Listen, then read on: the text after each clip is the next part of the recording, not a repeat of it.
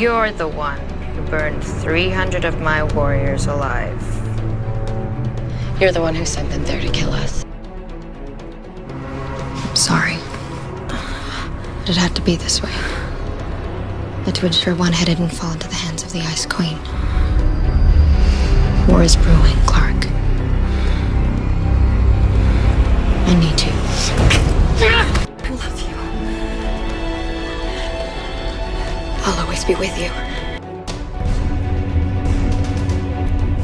I like it, not a throwdown gun eye. Hey guys, so I must have been a bit closer to the green screen than I thought. Nonetheless, in case you couldn't guess it, I am doing a 100 series where I'm basically covering each of the fashion looks of the characters. So far I've done Ali, Clarke, Octavia and now Lexa. So let's first of all ditch these extensions. And I'm gonna start off taking care of my hair first because that does take the longest, so I discovered. So just sectioning away the front pieces of my hair because I'll obviously be using them, with the rest of my hair just pinning it up in a bobby pin, then taking my wig of choice, plonking it onto my head, and then just arranging it. I will be pinning it down like half a dozen times just to make sure that when I do start pinning strands back, the wig doesn't go flying off my head. So taking a section at the top of my head here, this is going to be the pompadour part. I am sectioning it away to begin with, but the ends are just very dried out as wigs. The wigs become dried out, you know, within a day's use. So if you do run into that problem, just brush the ends and pull the hair away, and then you're good to go.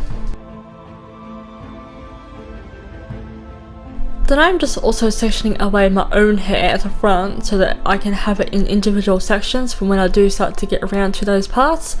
So then once I have a satisfying amount of bangs, I'm then going to include them into the hair tie and the bundle of wig hair.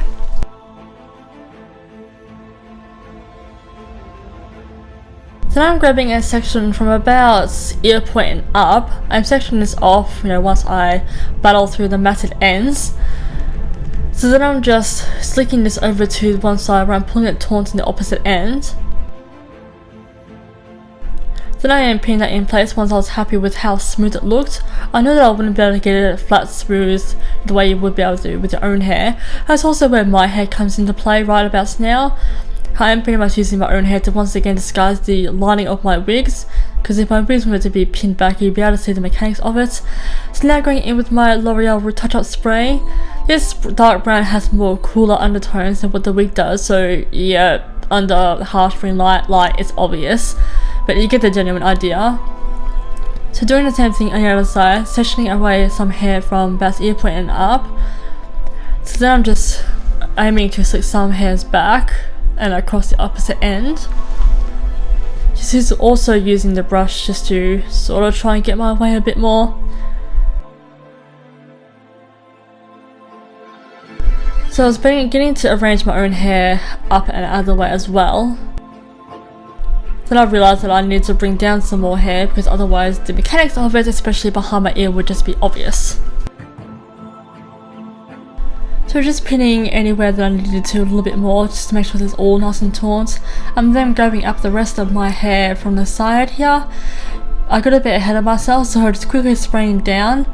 On this side it looks like the colour matches very well, but the more I spray, the more it's obvious that it doesn't match at all. But you get the genuine idea. So I wasn't entirely done with this section, so I was just going through and securing everything first. Then I'm just back combing the last of the loose hanging wig pieces. And then I'm grabbing individual section from behind, just under the slicked back section, no more than ½ an inch thick. And same with the other side, same size. And then once I have those two all organised, I'm then doing them in the back with the main ponytail from the pompadour section. I don't really know what happened here. I must have been pulling a bit too taut on conjoining strands, so this all is puffed up, but it's nothing that I couldn't fix with a bit of slick movements with my fingers and then pinning in place. And then grabbing up the rest of my own bangs, and then I will be slicking them in place as well, pinning them in place when I have them exactly where I want them and nice and slick and no obvious part line. So my camera had cut off, but I basically had already sprayed, so now I'm just going to go through and spray any bits of my own hair that's still sticking through. And yes, I know patchy tones, I know spray is cool tones, wig is warm tones, I know. It is unbearably obvious, but if you're going to go out like this for either, what do you call it, comic something, where you dress up as your favourite character and go to a comic con or something like that, you know what I mean, and or for Halloween, then just make sure that you go at night and I'll be able to tell the difference. So with those two back strands, the new ponytail, I'm separating them in half, and then I'm taking a new individual strand from behind, so isolating this off with an elastic and then drawing that up with the first separated strand to buddy them up, as you see here.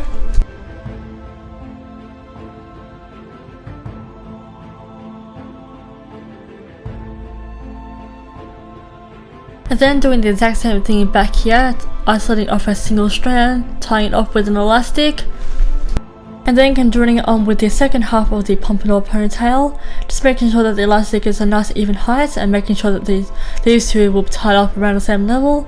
So once they are completely tied off together, as you see here, we now have two individual strands.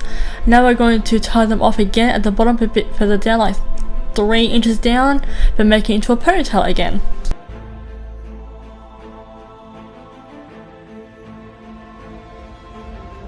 And then the remainder of that ponytail below the elastic, I am then going to be braiding it down, just a regular 3-strand braid. And then as I go along, I will volumize the braid to fatten it up. So here we now have a braid. So I did also notice in the very accurate reference shots that I have of the back of Lexa's head, it's pretty much her most worn hairstyle, so you can't really go too wrong or be too fussy with her hairstyles.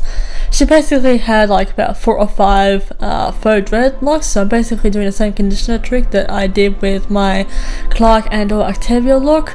So once I had gotten to the 5 of them, she also has a signature and or accent braid just behind the ear, so I'm doing the same thing too. Other than the unbearably obvious colour tone difference, whereas I've got cool tone spray and warm tone wig. Again, we've been through this, but you know, for a lot of the exposure on my editor, you would better tell the difference. But just basically going over some more blonde patchwork, getting all that out of the way, but to get the general idea of how her hairstyle now works. So getting on with her face, such my own face, I am going in with my NYX foundation. I'm not too sure of the shade, I think it might be something ivory, something to do with ivory. So once I am satisfied with the amount of blobs I have on my face, I'm then going through with my Exo Beauty blender, and then it occurred to me that my sponge felt a bit too stiff. Then I realised I was using the wrong one. I was like, I swear that I pre-dampened my sponge, so now that I've got the right sponge on my face, I'm going to be blending my foundation out furthermore. I couldn't find my NYX Wonder Stick anywhere, so my ABH Contour Pro palette or whatever it's called will do, taking the lightest cream shade and the banana shade to highlight under my eyes / conceal, as well as the main pointers of my face.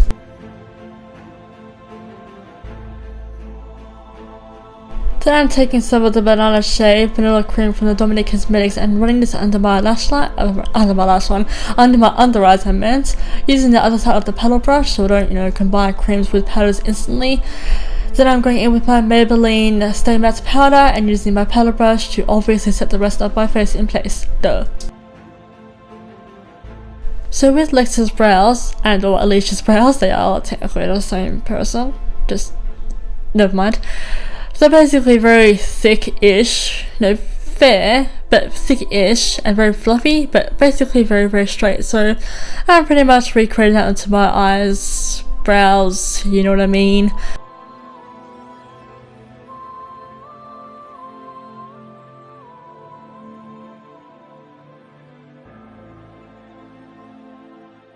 So I went ahead and put my Real NYX brush into some coconut oil, then into my MAC Paint Pot Soft Ochre just to soften the product up.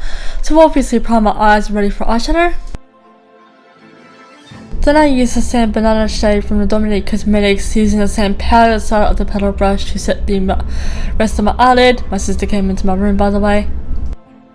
So now going in with my very large contour shade from my Ace on Tour, I'm taking my ABH brush, I'm not too sure which palette it's from, but taking the fluffy side and defining the crease. So now I'm taking some of this warm tone bronze shade and adding this into my crease just to define it a little bit more into the very crevice of my crease. Then I'm going back to that contouring shade with the green undertones and running this along my upper lash line in an eyeliner type formation. And obviously running this under my lower lash line. So now I'm taking some of the vanilla cream shade again and placing this onto the blank point of my eyelid. They have a lot of blank points on the eyelid, so I'm basically just keeping mine obvious as far as all the reference shots go. So now I'm taking this lip brush that comes with my Lip Pro palette, and I'm taking some of my macchiato from the same Dominique Cosmetics palette. I'm basically running this on my lower lash line in another eyeliner formation.